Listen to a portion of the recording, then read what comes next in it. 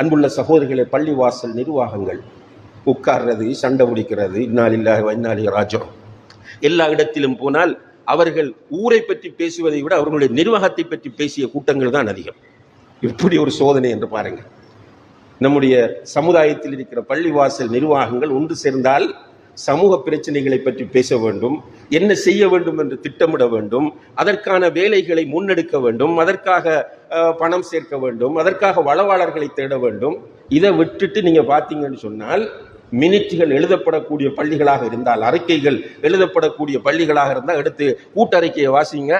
ஒரு மாசத்துல 4 கூட்டம் நடந்திருந்தால் 4 கூட்டத்திலேயும் நிர்வாக பிரச்சனை தான் பேசப்பட்டிருக்கிறது. எப்ப சமூகம் உருப்பட போகிறது?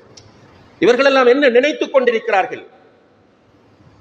இப்படி பதவி மோகத்தோடு, பதவி ஆசையோடு இந்த பள்ளிவாசல்களுக்கும் இது போன்ற முக்கியமான மத நிறுவனங்களுக்கும் வந்திருந்து கொண்டு அவர்களுக்குள் சண்டை பிடித்துக் கொண்டு இந்த சமுதாயத்தை கைவிட்டுக் கொண்டிருக்கக்கூடியவர்கள் மனங்களிலே என்ன நினைத்துக் கொண்டிருக்கிறார்கள்?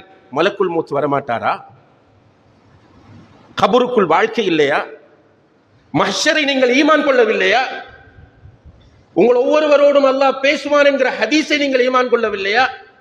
اليوم نختم على أفواههم وتكلمنا أيديهم وتشهد أرجلهم بما كانوا يعملون.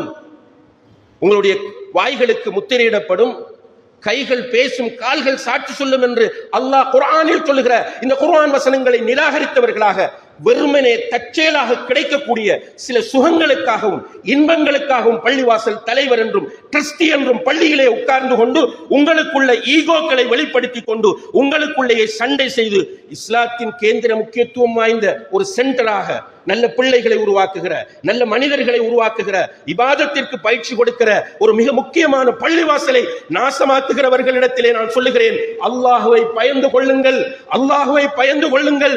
இந்த உலகத்திலும் அல்லாஹ் உங்களை விடமாட்டான். உங்களுடைய குடும்பத்தை நீங்கள் சீரழித்தாலே அல்லாஹ் விடமாட்டான் என்று அல்லாஹுடைய தூதர் சொல்லுகிறார்கள் என்றால், ஒரு சமுதாயத்திற்காக வேண்டி சமூகம் சேர்ந்து கட்டிய இந்த அல்லாஹுடைய வீட்டை உங்களுடைய சுயநலங்களுக்காக நீங்கள் பயன்படுத்தி பள்ளிவாசல் செய்ய வேண்டிய வேலைகளை செய்யாமல் உட்கார்ந்து கொண்டிருப்பீர்களாக இருந்தால் நிச்சயமாக இந்த உலகத்திலும் நீங்கள் அனுபவிக்க வேண்டும், மறுமையிலே கடுமையான தண்டனைக்கு நீங்கள் உள்ளாக்கப்படுவீர்கள். அல்லாஹ் பாதுகாக்க வேண்டும். எனவே நம்முடைய பிள்ளைகளை பாதுகாக்கிற பணியில் பள்ளிகள் செய்ய வேண்டிய வேலைகளை செய்யணும். கொஞ்சம் முதியோர்கள் வந்து இருந்துக்கிறது, பிள்ளைகளுக்கு அடிக்கிறது, பிள்ளை கொஞ்சம் ஓடினா அவனை கொண்டு வரப்படான்னு சொல்றது, பிறகு நிர்வாகத்திலையும் பார்த்தா கொஞ்சம் வயசாளிகள் உட்கார்ந்துட்டு அவங்களுக்கு சப்போர்ட்டா பிள்ளைகளை பள்ளிக்கு கொண்டு வர. சின்ன பிள்ளைகள் ஓகே, கை குழந்தைகள் வேண்டாம், ஒரு 2-3 வயசு குழந்தைகள் வேண்டாம்.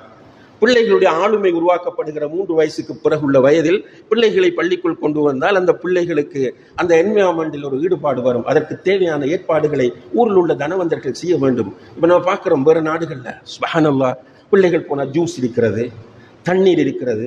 ஃபர்ஸ்ட்டுக்கு ஒரு தடவை, வருஷத்தில் ஒரு தடவை வச்சா பூந்து அள்ளுவான், வருஷத்துக்கு 2 தடவை வச்சா சண்டை பிடிப்பான் எடுக்கிறதுக்கு. டெய்லி இருக்குமெண்டா அவனுக்கு பழகிடும். நம்ம உடனே என்ன சொல்ற, பள்ளிக்குள்ள ஜூஸ் வைக்கிறதா, பள்ளிக்குள்ள தண்ணி வைக்கிறதா, பள்ளிக்குள்ள காஃபி வைக்கிறதா, பள்ளிக்குள்ள பிள்ளைகள் விளையாடக்கூடிய ஒரு விளையாட்டை செட் பண்றதா, பள்ளியை உடனே நாசமாக்கிடுவான், அழிச்சிடுவான். அது என்னத்துக்கு பள்ளி வச்சிருக்கிறாங்க? நீயும் ஒழுங்கா தொலைவார இல்ல, நிர்வாகியாக இருக்கிற நிர்வாகியும் ஒழுங்கா பள்ளிக்கு தொலைவாரா இல்ல, பள்ளியை சுற்றி இருக்கிறவர்களும் பள்ளிக்கு வார இல்ல. வெள்ளிக்கிழமை மட்டும் கடைசி நேரத்தில் வந்து பள்ளியை ஃபுல்லாக்குறது. எதுக்கு இந்த பள்ளி?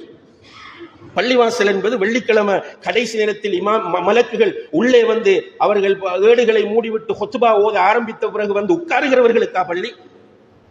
யோசிக்க வேண்டும். இப்படி ஒரு பெரிய பள்ளியை நிர்வகிப்பதற்கு வசூலுக்கு போகிறோம், எல்லாம் செய்கிறோம். அப்படி இல்லை சகோதரர்களே, பள்ளிவாசல் என்பது முஸ்லிம் சமுதாயத்தின் அடிப்படை.